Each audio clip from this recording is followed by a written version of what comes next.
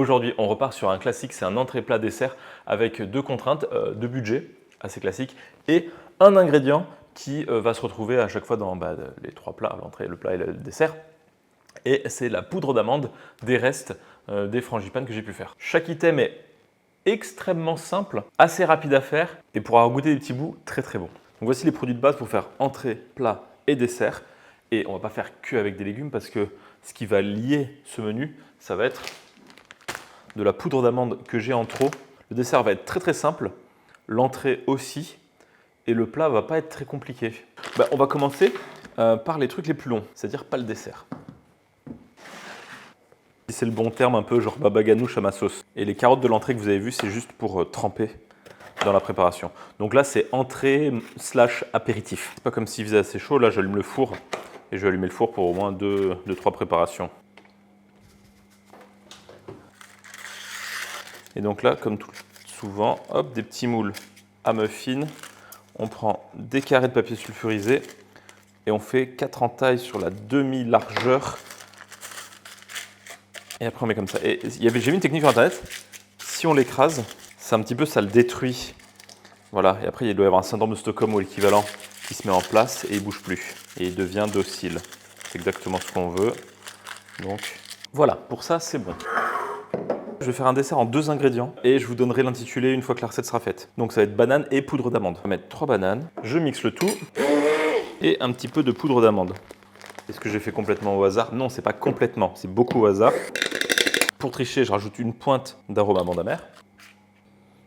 Et au four, je continue, je vais profiter du fait que le four soit allumé pour cuire le butternut. En gros, le principe, ça va être de faire une préparation pour pâtes, une petite sauce, et c'est les pâtes qui vont contenir la poudre d'amande. En gros, ça va être un petit velouté pour enrober les pâtes. Ce matin, les légumes, j'en ai eu pour 230 francs, ce qui fait moins de 2 euros. Donc déjà, les légumes, il y a moins de 2 euros. La poudre d'amande, si j'en utilise 500 grammes, ça me serait revenu à 8 euros. Je n'utiliserai clairement pas 500 grammes. De toute façon, butternut oléagineux, ça marche bien. Je mets un fond d'eau parce que ça va finir sur la sole et je veux pas non plus que ça crame directement. Et on va partir sur un tout petit peu de cannelle. Au four, il y a un mélange d'odeurs là qui sort du four, c'est assez particulier, entre l'aubergine et la banane. Pendant que tout le reste cuit, je vais préparer les gnocchis. Enfin gnocchis, on se comprend. 100 g de poudre d'amande. Et il faudra au moins 150 g, je pense, de farine. J'ajusterai après à voir. Dans l'esprit, je remplace la pomme de terre par la poudre d'amande. Ça fait un peu remplacer tout par n'importe quoi. À l'amande, ça a déjà dû être fait.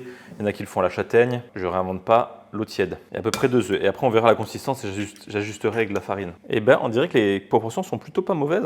Comme quoi. Ce qui m'inquiète le plus en termes de cuisson, évidemment, ça va être le dessert. Est-ce qu'à la fin, on peut vraiment faire tout et n'importe quoi avec 2 ingrédients? On va faire ça en 2 fois. Forcément, comme en boule, on a l'impression qu'il n'y a pas énormément. Parce qu'il n'y a pas beaucoup de surface par rapport au volume. Alors que déjà, rien que quand je mets comme ça fait déjà plus. Je vais essayer de faire les choses bien. Laisser comme ça en mode coussin. Et si je fais dans l'autre sens comme ça, c'est pas mieux? Oh bah voilà, regardez. Hop. Et si on met dans le bon sens, c'est joli. Je vais pas m'embêter plus que ça. Et moi je trouve, il suffit de trouver un nom sympa. Bon ça va, ça fait 30 gnocchis par personne. Après il y a moyen que quelqu'un en commentaire me dise « Oui mais ça s'appelle telle recette, ça existe à tel endroit, t'as rien réinventé. » Si c'est le cas, je saurais que bravo Fred d'avoir réinventé quelque chose sans l'avoir vu. Mais sinon, si ça se fait, raison de plus. Et là je commence à transpirer là, devant le four. Les gnocchis sont façonnés, je fais chauffer l'eau pour les faire bouillir. Donc ce sera leur première cuisson. Les aubergines sont prêtes, ça c'est quasiment prêt. Et les biscuits, les petits gâteaux ont l'air de tenir. C'est pas si dégueu. Ça, je vais laisser refroidir. Après, je récupère la chair. Est-ce que tout pourra être prêt en même temps? Au pire, c'est pas grave, vous verrez pas si je mange chaud ou froid. Donc là, je vais tout faire cuire. Mais après, je ferai que pour une seule portion. Bon, c'est pas un petit détail qui changera pas grand-chose. Ni pour vous, ni pour moi, de le savoir. Et là, on va attendre que ça remonte. J'ai sorti les petits biscuits, ils vont sûrement retomber. Ces petits desserts vite fait. Mais c'est pas gênant, ils ont l'air cuits, c'est sympa, il y a un peu de couleur. On aime. Là-dedans, ça va finir de cuire. Et les gnocchis, là, ils remontent à la surface. Et la forme est plutôt sympa. Si elle n'existe pas, je la brevette. Je la brevette. Brevetate-vous. Si vous n'avez pas la vidéo de moi qui goûte ça, vous savez à peu près comment on en est arrivé là. déjà sel et poivre parce que c'est pas salé et que c'est pas poivré. Pour employer, oui, il n'y a pas non plus de parabènes, je vais pas en rajouter. Non, mais... Voilà, et pour le petit côté crémeux, je vais y mettre une mini bûche de chèvre. Pourquoi une mini bûche de chèvre? Parce que je voulais du chèvre et que dans le frigo j'avais une mini bûche. J'aurais eu une grosse bûche, j'aurais peut-être mis une demi-grosse bûche. Là, je vais peut-être pas tout mettre de la mini bûche. On va partir sur une demi-mini bûche. Une demi-mini bûche. On va monter tout ça au beurre.